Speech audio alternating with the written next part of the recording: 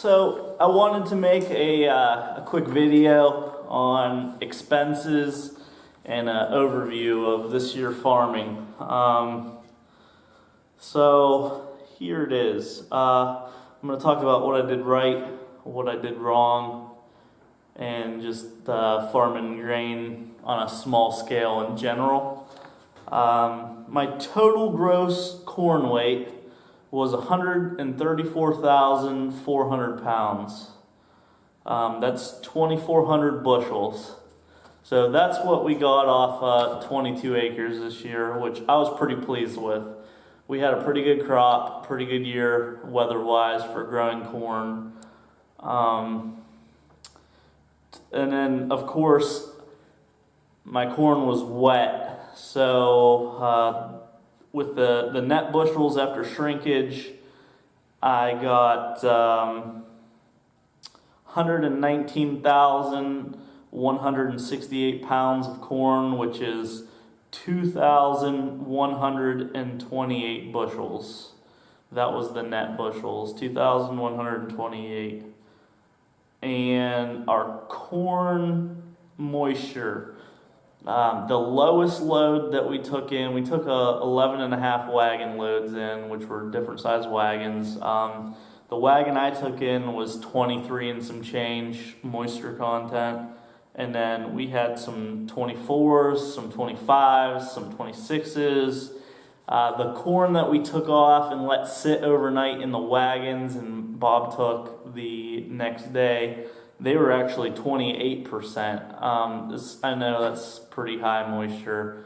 The elevator they only actually take up to 25% moisture, but I called them and talked to them and they said they would take whatever. And they just charged me the 25% moisture, which I'm gonna get into. That's a problem. So yeah, high moisture content.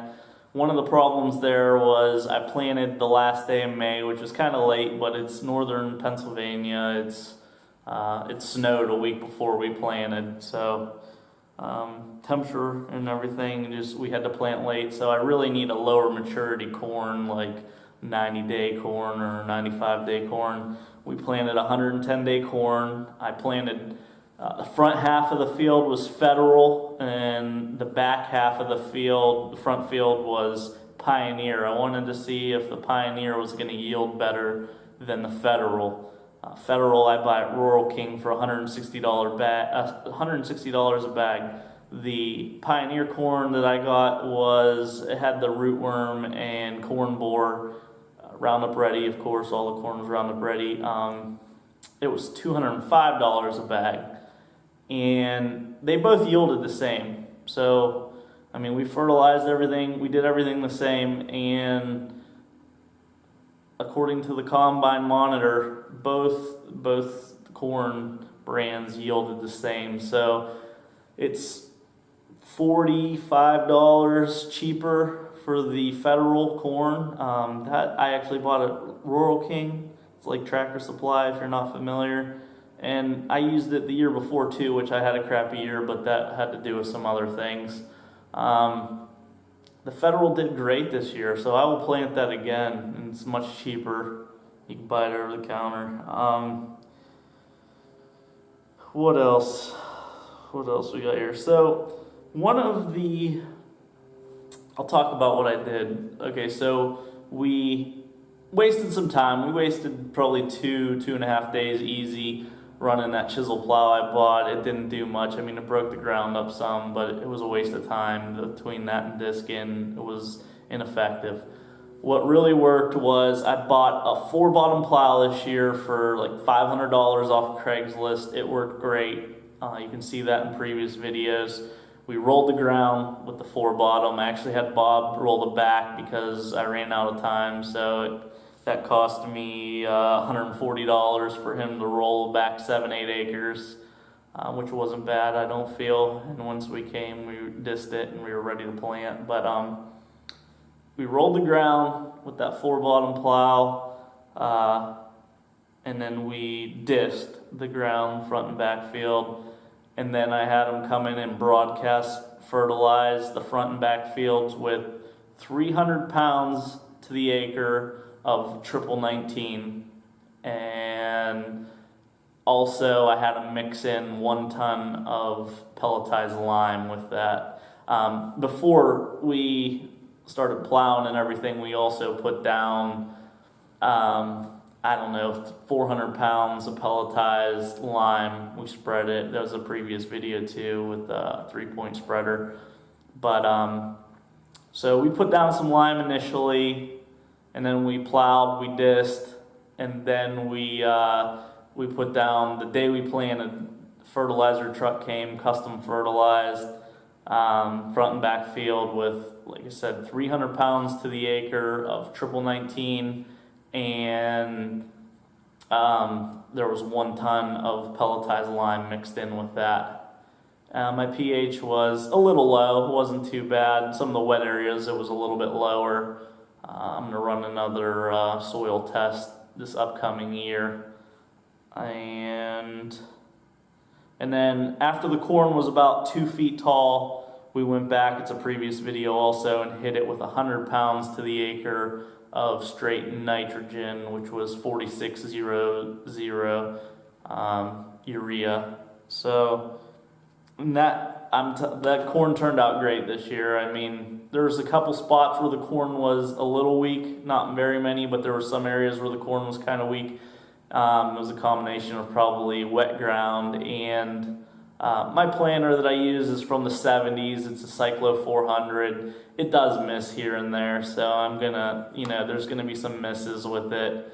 The only way to fix that is, of course, buy a better planter and can improve there. But I'm gonna put up a picture of my itemized expense spreadsheet that I made of everything that I put out and the total there and what I brought in. I have no problem discussing finances. Like I said, this isn't my main source of income. I'm a mechanic for the airlines. I just enjoy farming, and I really like doing it, and I wish I could make a little extra money doing it.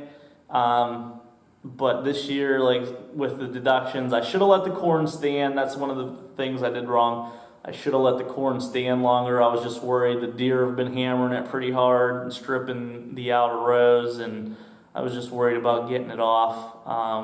Also, I was worried about the snow up there. It's in the snow belt up by Lake Erie, and they get heavy snow, and I was worried that if we get a foot or a couple feet of snow up there, that it's going to start knocking corn down.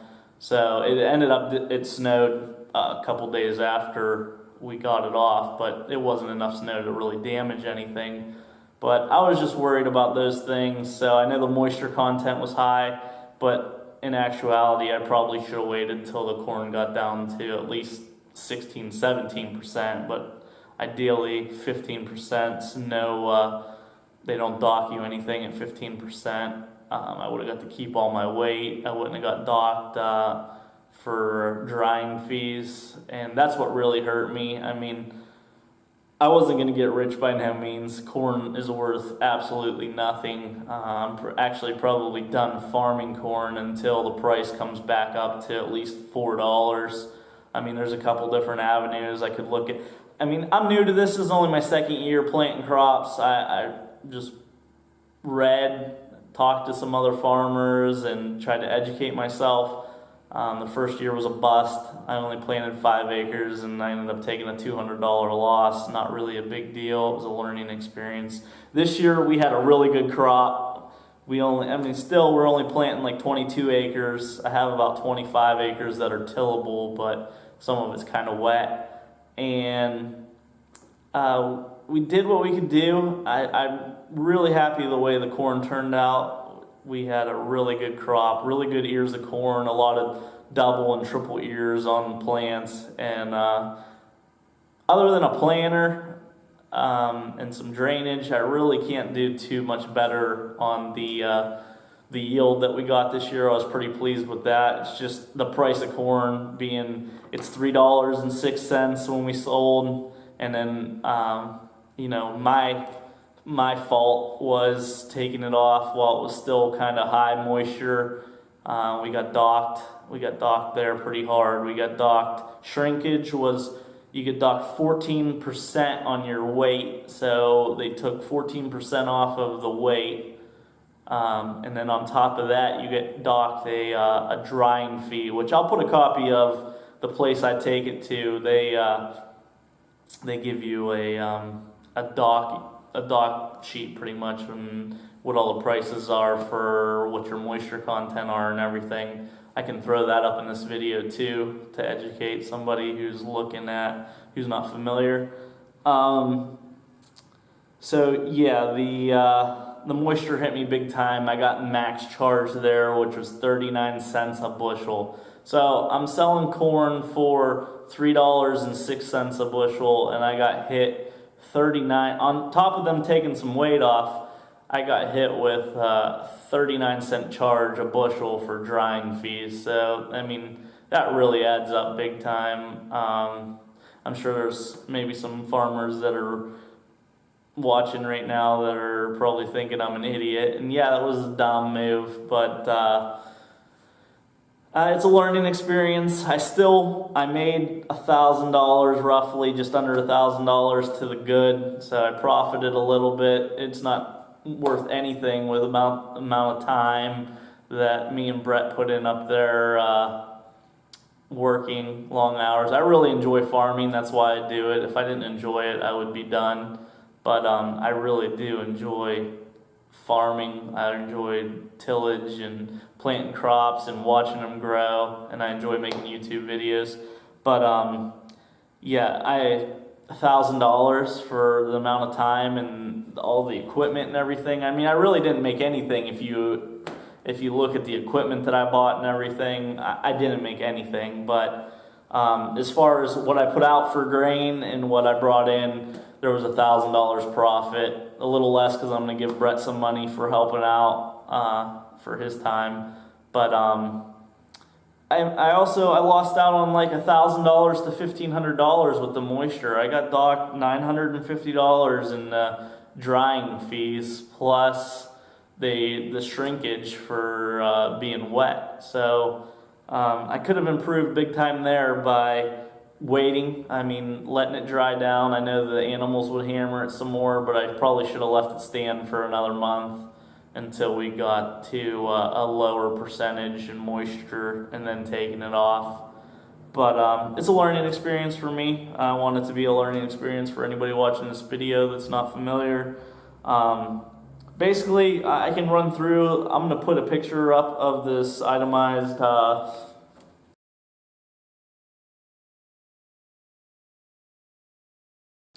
expense sheet that I have, but corn seed, federal, I bought 3 bags, $620. The Roundup, Power Max, I bought 2.5 gallons for $70. Fertilizer was 300 pounds an acre in lime, 1 ton. Custom spreading charge, which was only like 150 to $200, somewhere around there, but it's all combined.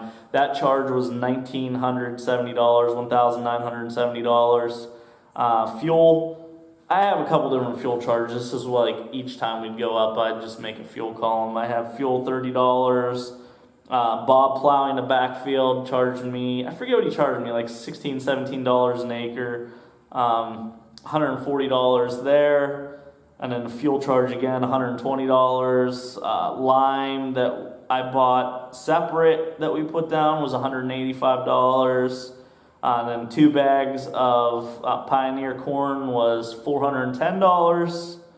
Another fuel charge for $50. And then when we planted, I ended up having a bag and a half of seed left over. I put it for sale on Craigslist and actually ended up selling it for $115. So I ended up getting $115 back on some corn seed I had left over because I'm not planting corn next year. I'm going to plant soybeans.